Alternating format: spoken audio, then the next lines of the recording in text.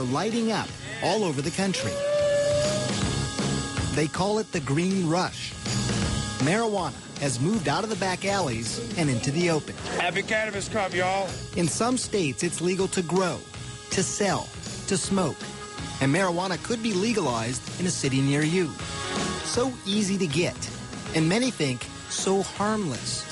But when the smoke clears, is marijuana bad for you? Or could pot actually be good for you?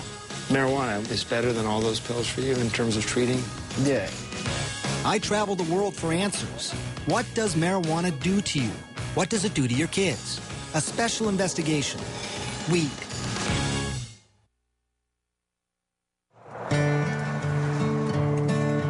Our journey begins here, in this small town home, nestled in the mountains, with a family who has never allowed TV cameras in before. And you're going to soon learn why. This is so pretty out here. Yeah. They live in Colorado, one of 2 states where it's legal to smoke pot medically and recreationally. But here, it's also taboo to residents like Paige Figge and her husband, Matt. I'm sure it was mentioned to us by someone, hey, you should try this. And I thought, no way. You thought that's fringe stuff? No way, not in a million years, no. But in this area, marijuana is far from fringe. 4 joints, and do you want Island Sweet Skunk? Medical dispensaries are everywhere. Hey, welcome, guys. People are smoking in private clubs and public festivals. But none of this is for Matt. He's a military man, and marijuana would be a career ender. I grew up in Wisconsin in a well-loving family, and I was educated that, that's a drug. You don't do that. And I never did. But just decades ago, marijuana was a legitimate medication, also called cannabis, prescribed by doctors and dispensed by pharmacies.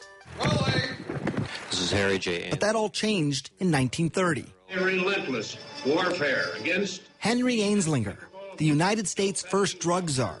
For him, public enemy number 1. You guessed it, marijuana. This guy saw how he could increase the budget of his department by having this mission, going after marijuana. You know, saying that there's this drug that the Mexican migrant workers are smoking, and it's loco weed, and it's going to make them crazy, and they're going to rape your women. He got the anti-marijuana message out through news reports. And then came this. It is convinced that he is hopelessly and incurably insane. The film, Reefer Madness, portraying the users of marijuana as unproductive, crazed. People are still afraid of what pot can do to them. In many ways, to have defined our attitudes now for 70 years. Yeah. Marijuana then became illegal in 1937. And by 1970, it was a Schedule I controlled substance. The government was saying it had no medicinal value and had a high potential for abuse. All reasons why the Figgies stayed away from marijuana. Until this. And this might be hard for some of you to watch.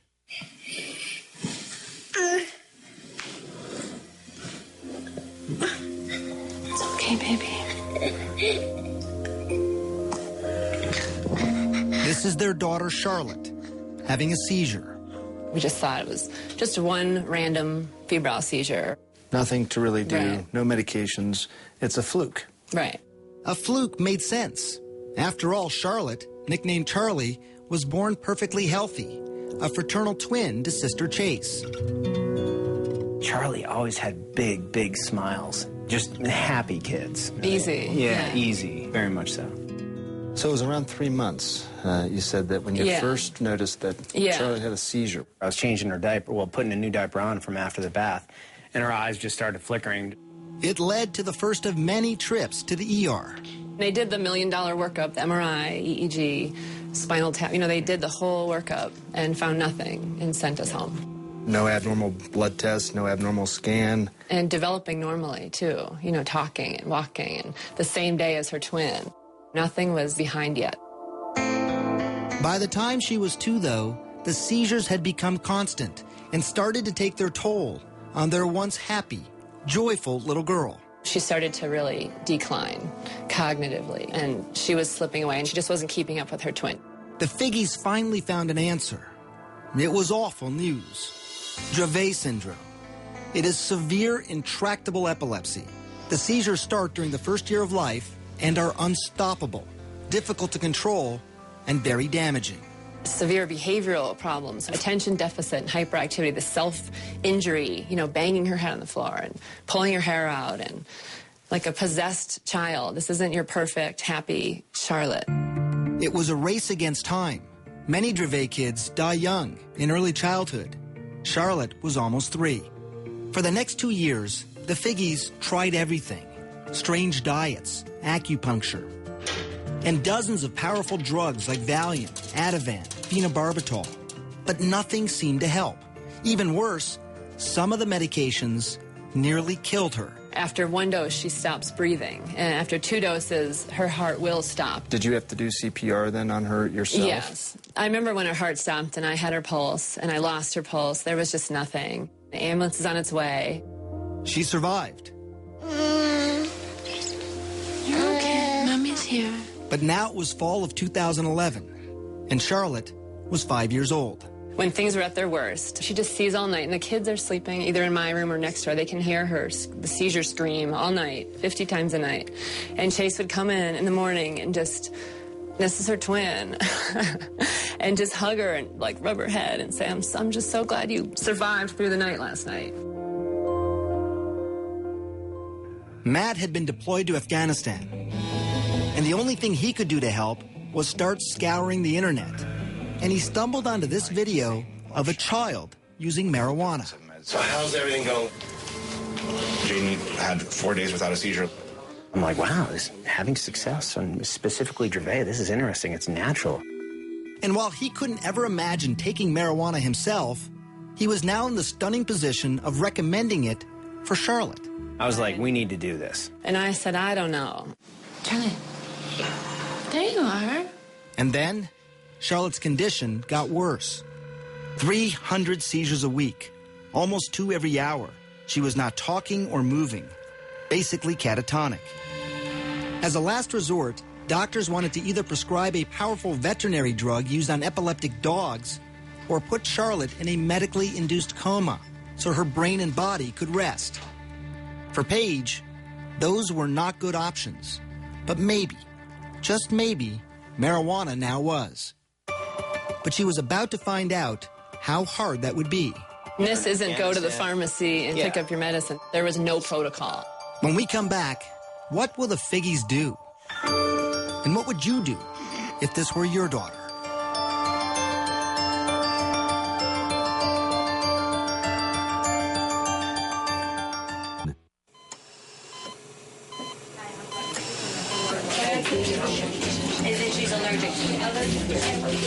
I had resigned myself. I don't think she's going to survive this. We've seen her flatline in the hospital. We've said goodbye. You're listening to Matt and Paige Figge describe their own daughter. What would you do if this were your child? Charlotte Figge had an extreme form of epilepsy. Her body was so frail that any seizure could kill her. With no traditional treatment left to try and the clock ticking away, her parents decided to try marijuana. Charlotte was just 5 years old. You need a card in order to be able to get the cannabis from a pharmacy. Doctors have to prescribe it. You need 2 doctors in Colorado to get the card for a juvenile or a child. It was hard. We were the first young child, and they said no. Everyone said no, no, no, no, no. Certainly our age played a role in my hesitance. Dr. Alan Shackelford is a Harvard-trained physician. He's also among a handful of doctors in Colorado who give prescriptions for medical marijuana. From the moment Charlotte entered his office, he knew she was in trouble. While he was just examining her, she had 2 seizures. She'd failed everything. There were no more options for her. Everything had been tried, except cannabis. Here's how scientists think it might work. Marijuana is made up of 2 main ingredients. THC, that's the psychoactive part that makes you high, and CBD, also called cannabidiol. It's the CBD that scientists think modulates electrical and chemical activity to help quiet the excessive activity in the brain that causes seizures. I've been telling my patients to cut. Dr. Julie Holland is the editor of The Pot Book, a complete guide to cannabis. For a long time, the work on cannabis and epilepsy was sort of inconclusive. Maybe it works, maybe it doesn't. They couldn't quite figure it out. And it's only when they really started separating THC from CBD that they saw, definitively, yes, CBD seems to really stop seizures. So the Figgies needed to find something that was rare, a strain of marijuana that was low in THC. Of course, they didn't want Charlotte getting stoned, but also high in CBD to treat her seizures. And that wouldn't be easy. Dispensaries and growers, they make their money off strains that are high in THC. I'm Joel. I'm Josh. No one knows that better than the Stanley brothers. Their family business is pot. And if you look at these clean-cut guys and what you see surprises you, don't worry. They've heard it all before. When we round the corner, they're like, oh, wait a second. Did you finish high school? They all not only finished high school, but also college, and in some cases, graduate school. Now, they are some of Colorado's biggest growers and dispensary owners. They produce up to 600 pounds of medical marijuana a year, and much of that marijuana is high in THC. But here, on their remote farm at this undisclosed location in the mountains, it takes a lot of plants. We're allowed to grow 6 per patient. They have been growing something different, something they call revolutionary. So Greenhouse 1. Greenhouse 1, yes. Welcome to paradise. Behind closed doors and under tight security, we enter what the Stanleys call the Garden of Eden. There's nothing like this in the world. This plant's 21% CBD and less than 1% THC. It took years of crossbreeding plants to get to this point. Instead of breeding up the THC, we've bred down the THC and bred up the CBD. And people said, you're crazy. Who's going to smoke that? So why grow it then? Well, the Stanleys also believed in CBD's potential to treat many diseases. And they had seen it change lives before. I always have 2 strains. Meet 19-year-old Chaz Moore. He uses many different strains of marijuana, many of them high in CBD, to treat his rare disorder of the diaphragm. My abs will, lock up. That's why he's talking this way, almost speaking in hiccups, like he can't catch his breath. It's called myoclonus diaphragmatic flutter. This fluttering here, it's annoying, but it becomes painful pretty quickly, I imagine. Yeah. Yeah, after 15, 20 minutes, this is where I can start to really feel it. He's about to show me how the marijuana works. He's been convulsing now for 7 minutes. How quickly do you expect this to work? Within, the first 5 minutes.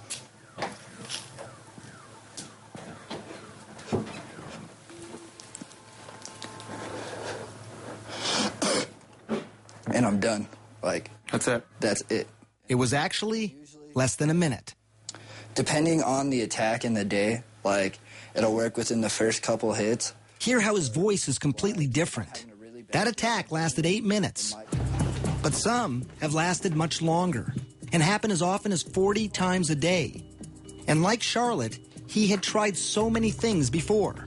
By 16, Chaz was taking these powerful, addictive, potentially deadly narcotics and muscle relaxants daily, like Valium and morphine. It would be safe to say that marijuana, what you have in your hand there, is better than all those pills for you in terms of treating what's going on? Yeah, I'm not zombified. I've had 16, 17 attacks today, and I'm still sitting up talking to you. My first attack on all these, I'd be in the hospital. I'm a firm believer that marijuana has actually saved my son's life. Chaz's father, Sean. His quality of life now is 1,000 times better than what it was when he was on the pharmaceuticals. A quality of life that Paige Figge desperately wanted for her daughter Charlotte. But she still had one hurdle to cross: convincing dispensary owners like the Stanleys to sell marijuana to a 5-year-old little girl. When Charlotte's mother called my brother Joel, the brothers had a meeting. We said, tell us about this patient. She's 5 years old, he said. And we said, oh, no, we can't do that. Why? The fear of the unknown. Charlotte was one of the youngest patients at the time wanting marijuana. Would it be too much for her? Or would it change her life forever? We'll find that out later. But first, learn more about what marijuana does to your kid's brain, and yours as well.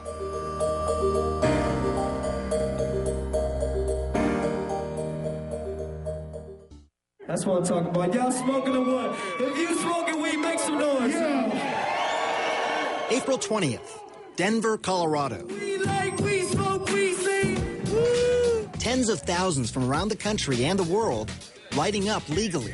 Happy Cannabis Cup, y'all. For some, it's a lifestyle. For others, it's a lifeline. We're working with the Lupus Foundation and rheumatoid arthritis. But for all of them, I wondered, what was it doing to their brains? Some of my patients call me pot doc. Your patients call you pot doc? Well, they never meet anybody who's as interested in hearing about their marijuana use as I am. Dr. Stacy Gruber is serious about pot. I want you to name the color and not to read it. Okay. I met her in her labs at McLean Hospital near Boston. She's using high-tech imaging to see what happens in the brain when you smoke. When you first smoke, that is, you light up a joint, a spliff, a blunt, receptors, which are throughout the brain, respond. And these areas of the brain are responsible for things like pleasure, memory, learning, sensation, sense of time and space, coordination, movement, appetite, and other drives, shall we say. So it's sort of an all-over impact, right? So reward, pleasure, hunger. You have this overall feeling of well-being, they say. That all sounds pretty good. Right. It does sound pretty good. And it's not just feeling good, but there's this phenomenon reported by many smokers over the years, especially famous artists, the ability to be more creative. When you feel that high, there's sort of a release of dopamine, and your brain sort of has the ability now to perceive things slightly differently from the way you might have if you hadn't been smoking pot. What you really see is this reduction in inhibitory function. Welcome, Dr. Gruber. Pretty spectacular. Less inhibition. That's something that painter Amir says helps him be more creative. A successful artist, his canvases sell for up to $25,000. It's my favorite way to work. Using marijuana. Yeah. He's been painting for 14 years, smoking for even longer. He says it makes him feel more relaxed, but most importantly for him, he says it makes him less critical of his own work. Stop worrying so much about this and that, and just sort of looking and being as present as possible. Amir does caution that it's a delicate balance for him. It would make me very apprehensive, as maybe a little paranoid, just too analytical. You can get paranoid, you can have disorganized thinking, you get disoriented. It can be uncomfortable, it can lead to panic attacks or anxiety attacks in people. How do you know when you've done too much? Simple tasks become very frustrating, like mixing paint, and then just sort of get into this state of duh, you know?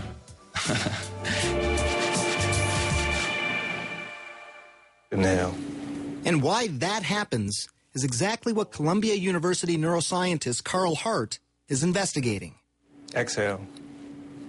Research subjects in his lab smoke marijuana and then take a variety of cognitive tests.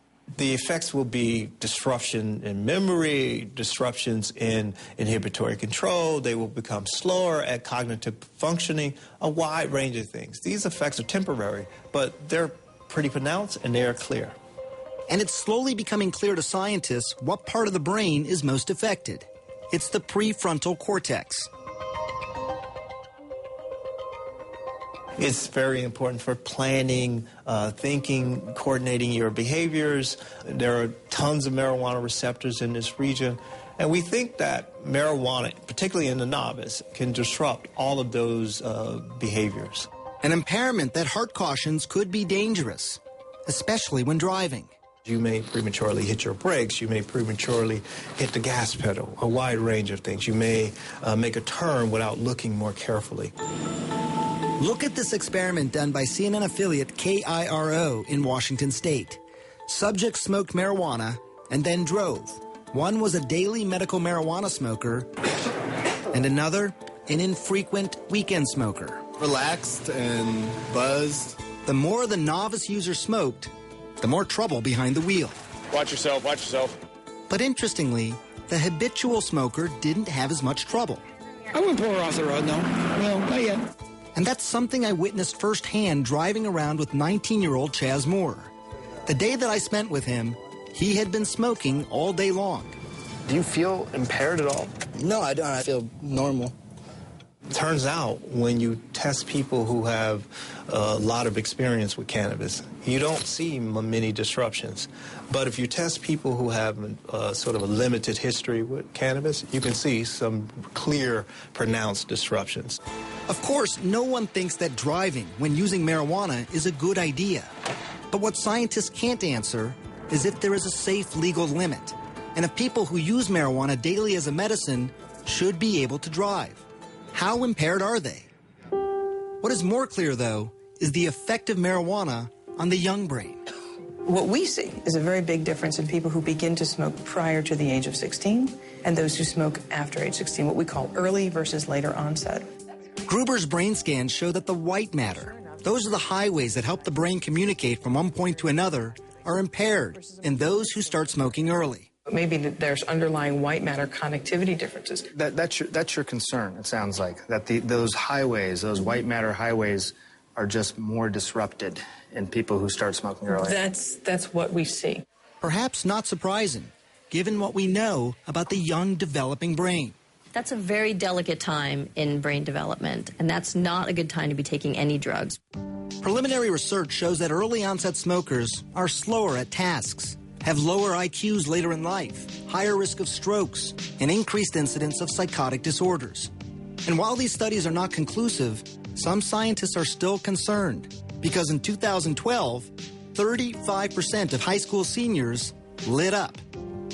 And that could mean a generation of kids with damaged brains.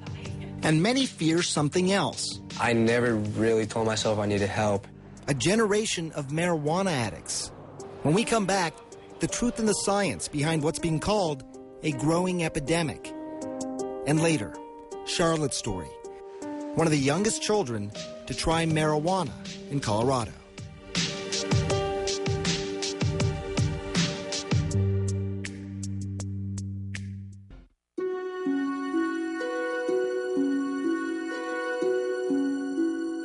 This was the day Chaz Moore almost died.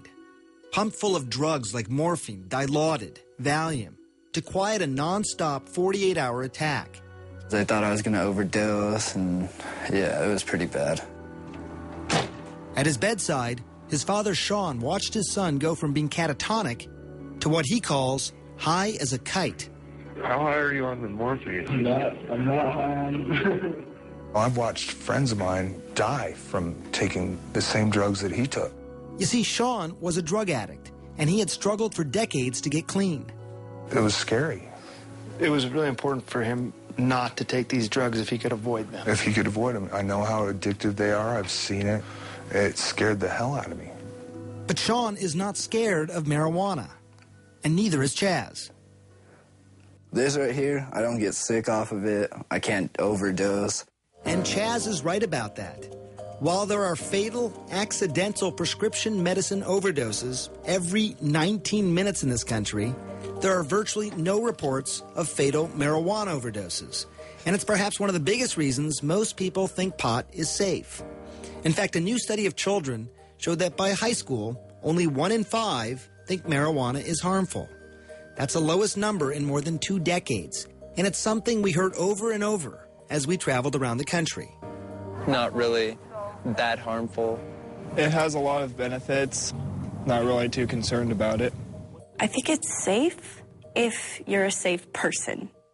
Probiotics are... But the experts we spoke to said there is more to the story. There are people who compulsively smoke, who want to stop smoking, but they can't stop smoking. In fact, 9% of marijuana users will become dependent. Now, that's not as high as other drugs, like heroin. 23% of users become addicted, or 17% with cocaine, or 15% with alcohol. But it's still approximately 1 out of every 11 marijuana smokers. There's no longer any scientific debate that marijuana is not just psychologically addictive, but also physically addictive.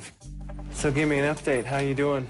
Dr. Christian Thurstone runs one of Colorado's largest youth substance abuse treatment clinics. The number of marijuana addicts he treats has tripled in the last 3 years alone. Literally, I cried about it. Marijuana is #1 on their list of priorities. They have dropped out of life. Back in the day, I wouldn't feel like my day has really started if I didn't get high.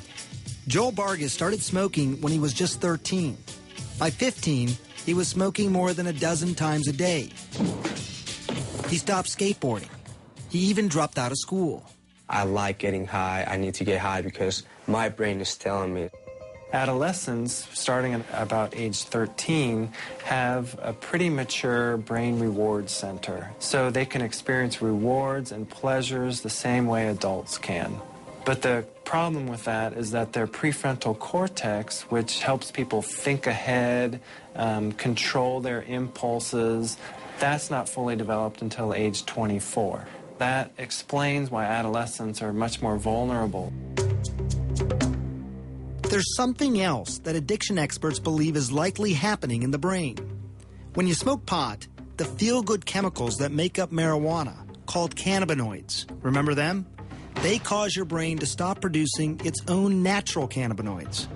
When you stop smoking, you have no feel-good cannabinoids of your own.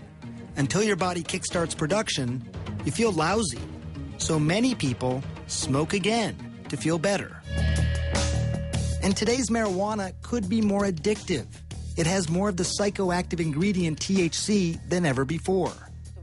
Brain researcher Dr. Nora Volkov. If you smoke a very potent marijuana, the 9-THC content is going to go very fast into your brain at relatively high concentrations, and then that increases its rewarding effects and its likelihood of transition into addiction.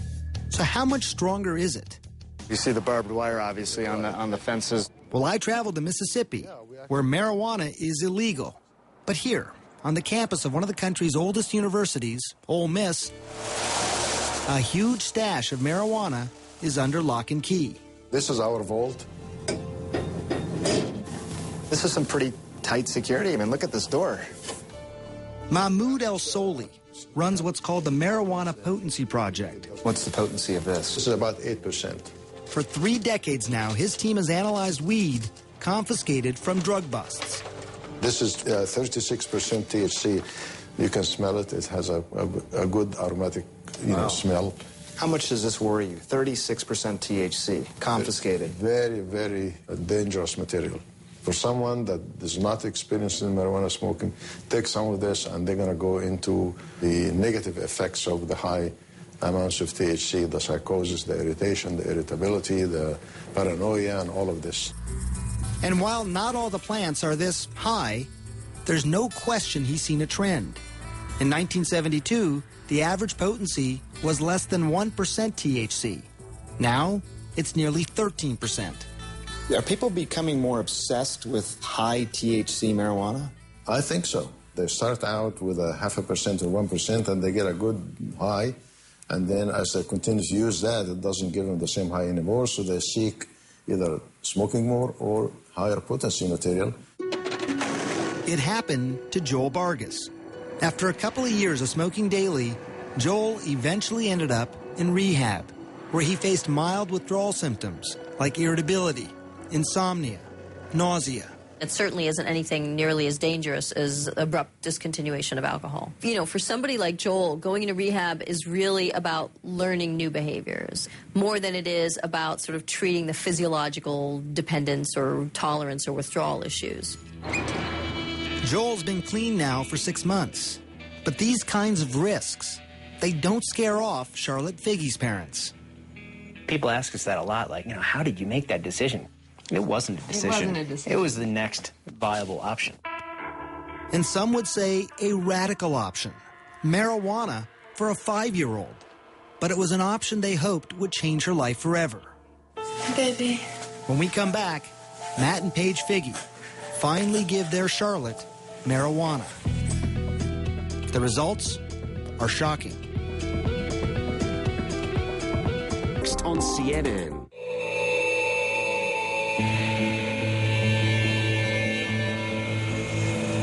It was January 2012. Afghanistan. About 7,000 miles away from his family in Colorado, Matt Figge received this video from his wife, Paige. It's horrible seeing these videos when I'm deployed. It was his 5-year-old daughter, Charlotte, seizing. Diagnosed with a severe form of epilepsy, she was having 300 seizures a week. Each attack so severe, it had the potential to kill her. They had already tried dozens of high-powered drugs. We needed to try something else, and at that point in time, marijuana was that natural course of action to try. At home in Colorado, Paige searched for marijuana high in CBD. That's the ingredient some scientists think helps seizures, and also low in THC. Remember, she didn't want to get her daughter stoned. She found a small amount at a Denver dispensary. The owner was surprised that anyone would even want it. They said it's funny because no one buys this, that was the general consensus. Nobody wanted it. It didn't have any effect. Paige paid $800 for a small bag and took it home. I had a friend that was starting a business on making medicine. And I said, can you help me extract the medicine from this bag of marijuana? I measured it with a syringe and squirted it under her tongue. It was exciting and very nerve-wracking. Holding Charlotte in her arms, Paige waited. An hour ticked by, and then another, and then another. She didn't have a seizure that day, and then she didn't have a seizure that night. Did you sit there and look at your watch? Right, I thought, this is crazy. And then she didn't have one the next day, and then the next day, and I thought, she would have had 100 by now. And I just thought, this is insane. I remember how happy Paige was. Like, it's really working. I can't believe it. Yeah, that was pretty amazing to hear. It had worked. But in just a couple of weeks, the excitement was overshadowed by panic. Paige was running out of marijuana, and the dispensary didn't have any more of that particular strain. Even if there was more, the monthly price tag would have been astronomical. $2,000, and not a penny of it covered by insurance. But then Paige heard about the Stanleys, the 6 brothers, and their greenhouse of marijuana that is high in CBD. I said, oh my goodness. He says, I don't know what to do with it. We're trying new things with it, but no one wants it. It's not sellable. I said, just don't touch that because we need that plant. At first, they didn't want to take the risk of giving marijuana to such a young child. But then they met her. Tell me about the first time you met Matt, Paige, and Charlotte. I'm going to get you misty-eyed. Yeah, you get all of us crying when we start talking about that little girl. The Figges had hit the jackpot, a steady supply of high CBD marijuana, and they only had to pay what they could afford. People have called us the Robin Hoods of marijuana. They say that we sell pot so that we can take care of the kids and the truly less fortunate. Charlotte was the first of those kids. Late spring 2012, she tried the Stanley Special Marijuana, and again, it worked. I can't tell you what that means to us. Get you, doesn't it, a little bit? If it doesn't get you, something's wrong with you. She lived her life in a catatonic state. Now her parents get to meet her for the first time. What a revelation. Yeah, Kitty. The child who had had 300 seizures a week was now down to just 1 every 7 days. Pitter pat, tiptoe. When I first met Charlotte, March of 2013, it was 1 year after that first dose of marijuana. Achoo! After almost 2 years on a feeding tube, she was now eating on her own. Yellow? She was talking, even walking. Puppy. Yeah, she said please. But these stories, they are not without their skeptics. One of the country's 2 hospitals dedicated to Dravet syndrome in Florida states at present there is no evidence that cannabidiol is effective for the treatment of epilepsy. The American Academy of Pediatrics also opposes cannabis, as does the National Institute on Drug Abuse. It is such an amazing turn of events that it really can't be a fluke, but I do still wonder. Do you still wonder too, Matt? Hell no. You know it's working. It's working great. You just look wonderful. And Charlotte's doctor, Alan Shackelford, also agrees. Yet his commitment to medical marijuana has drawn criticism. He's even been called Dr. Feelgood. How difficult is this for you to talk about as a physician? We are typically conservative as a profession and probably as individuals. We want more proof, and cannabis doesn't have that. And it's why he has traveled the world to look for researchers who might have the answers. And that took him to the place many call the medical marijuana research capital. Israel. It might surprise you, but actually research into cannabis and epilepsy started here in the 1970s, with studies that showed it could reduce convulsions in rats. Today, Shackelford is hoping to start clinical trials in humans there. We need to understand it well enough that they won't be reluctant to at least give it a thought, at least try it. And it's not just epilepsy, but researchers in Israel are studying a variety of illnesses. When we come back, what they're finding, up close, and an amazing look inside hospitals and nursing homes where patients are lighting up, courtesy of the Israeli government.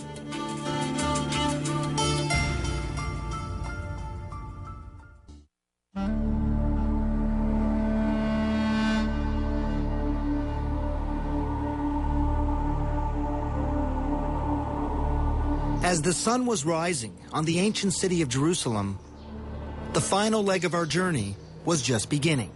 There have been some great advances here, and I'm proud of that, obviously.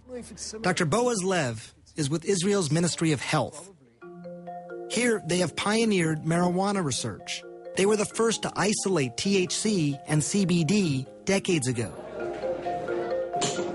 And now the country's ministry licensed 10,000 patients to use marijuana medicinally and has approved more than a dozen studies to treat illnesses like PTSD, pain, Crohn's disease, even cancer. Hopefully, this will prove to be the best medication. I really hope so. We're not there yet. Answers might come from places like this. It's a state-run nursing home outside of Tel Aviv. Residents here are using marijuana for pain, loss of appetite, Parkinson's disease, and dementia. Moshe Root is one of those residents. He was 77 when he smoked his first pipe of marijuana. He's 80 now, and he smokes a couple of times a day. It's to help with the pain and the hand tremors caused by a stroke. So it's a mixture of tobacco and marijuana. He even decided to light up during our interview to stop his hands from shaking. You're saying your hands are steady because of the marijuana? It also helped ease a deeper pain hidden from sight. You see, Moshe is a Holocaust survivor. When his wife died a couple years ago, he was haunted by nightmares of his childhood, hiding from the Nazis. The marijuana, he says, took him out of the darkness. You dream. You fly. When you smoke? Yeah. There are 19 other patients here.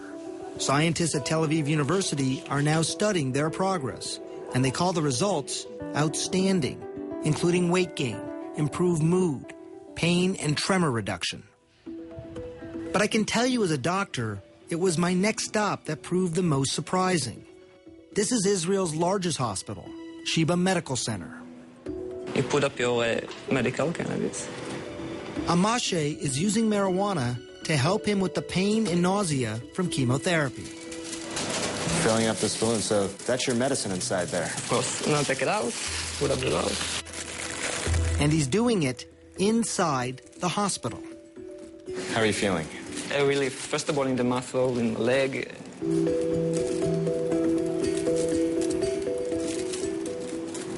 And you're not worried about any potential damage to your body? Not at all. The opposite, actually. I really believe I can be cancer-free for a long time if I continue, consume cannabis. Yes, he said cancer-free. Very early studies on mice in Israel, Spain, and the United States are now showing the potential of marijuana to kill cancer cells. It's exciting research, but it is still in its infancy, and it's inconclusive. This program at Sheba is well established, and experts say a teaching tool for using marijuana in other hospitals.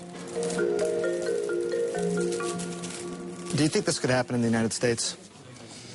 I don't know that there's yet enough really concrete evidence of cannabis's benefit that's satisfactory, at least in that context. I think it's going to come. But it could be slow going.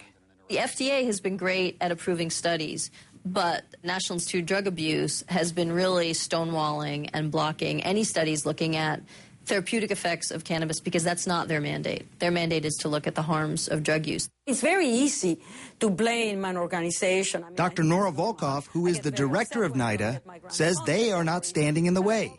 She claims they are not the only government institute that approves marijuana research. If you would come up with a grant that says, okay, this is going to be a treatment for drug addiction, then it would go to us. But if it's cancer, it goes to the Cancer Institute. If it is schizophrenia, it goes to NIMH. And so the institutes have a mission with certain diseases. What is clear, there are bureaucratic hoops that most researchers simply don't want to jump through. Neuroscientist Carl Hart. There are not many people studying marijuana. It's very difficult to get approval to study marijuana. What's nice about Israel is that the government is helping the research to happen. And it's research that could give hope to patients like Charlotte Figge. I made it. Scientists in Israel are learning that marijuana use might actually protect the brain, not damage it. They've been able to show that it can decrease the amount of brain damage from head injuries in mice. To be able to give a medicine after the injury to reverse some of the damage, that's huge. I want to paint my nails. You want to paint your nails? I'll paint your nails. I literally see Charlotte's brain making connections that haven't been made in years. It's almost seeming to build her brain, where before it seemed broken. And while scientists are still at the very early stages of knowing if this is actually happening, I can tell you it was remarkable to see her progress. In the 3 months since we first met her, we saw a change. She was now talking more. Say puppy.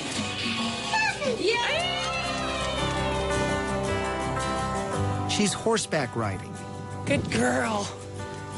She even rides a bike on her own. And the special strain made for Charlotte is now named for her. It's Charlotte's Web. It is Charlotte's plant. It's Charlotte's plant. Not anymore. Now it's for all the children. More than 41 children are using Charlotte's Web here in Colorado. All of them are reporting significant seizure reduction. And there are dozens more on a wait list, hoping, praying that a plant could change their lives, just like it did for Charlotte.